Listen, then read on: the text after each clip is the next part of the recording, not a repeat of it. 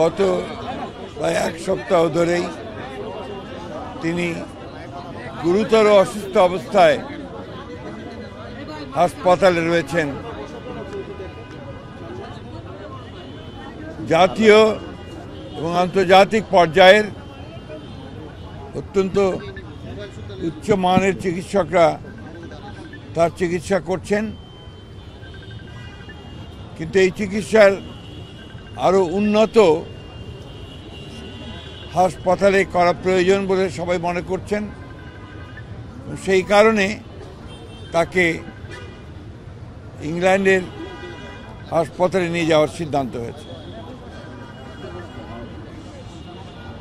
এই নেত্রী, যিনি তার সারাটা জীবন এই দেশে গণতন্ত্র প্রতিষ্ঠার জন্য উৎসর্গ করেছেন।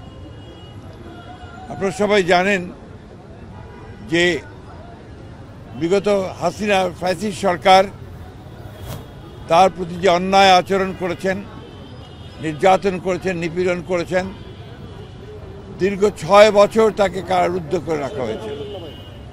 এর মধ্যে 2 বছর তিনি একটি নির্জন কারাগারে, পুরনো কারাগারে, কেন্দ্রীয় কারাগারে তাকে আটক করে রাখা হয়েছিল এবং সবাই সন্দেহ করেন যে সেইখান থেকেই তার এই রোগের সূচনা হয়।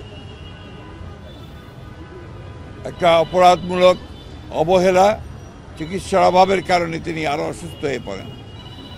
এরপরে আপনারা জানেন যে গত 4 বছর কোভিডের সময় থেকে তিনি গুরুতর অসুস্থ হয়েছিলেন। আল্লাহর অশেষ রহমতে তিনি সুস্থ হয়েছিলেন। এই কয়েকদিন ধরে আবার অসুস্থ হয়েছেন।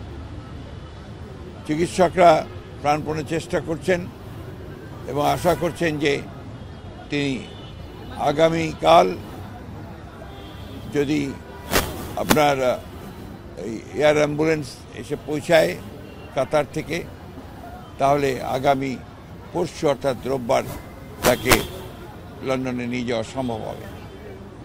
তবে তিনি এখনও গুরুতর অসুস্থ, সেই কারণে তিনি ফ্লাই করতে পারবেন কিনা সেটা ডাক্তাররা নিশ্চিত করলেই তাকে ফ্লাই করে নিয়ে যাওয়া হবে অ্যাম্বুলেন্সে করে। আমরা আজকে এখানে এই নয়াপল্টনের এখানে মসজিদে আমরা নামাজ আদায় করেছি, জুমার নামাজ। সারা দেশে আজকে জুমার নামাজের পরে বাংলাদেশের মানুষেরা দল মত নির্বিশেষে তারা আজকে এই মহান নেত্রীর জন্য, তার আরোগ্য লাভের জন্য, তিনি যে সুস্থ হয়ে আমাদের মাঝে ফিরে আসেন এবং দেশের যে সংকটময় মুহূর্তগুলোকে যেন তার অভিভাবকত্বে আমরা সবাই অতিক্রম করতে পারি, সেই দোয়া আজকে বাংলাদেশের মানুষ তার কাছে, আল্লাহ তাআলার কাছে চেয়েছেন। আমি আবারও পরম করুণাময় আল্লাহ তাআলার কাছে দোয়া করছি, প্রার্থনা করছি যে আল্লাহ তাআলা যেন তাকে সুস্থ করে আবার আমাদের মাঝে ফিরিয়ে নিয়ে আসেন এবং আমাদেরকে সঠিক উত্তর দেন। আসসালামু আলাইকুম।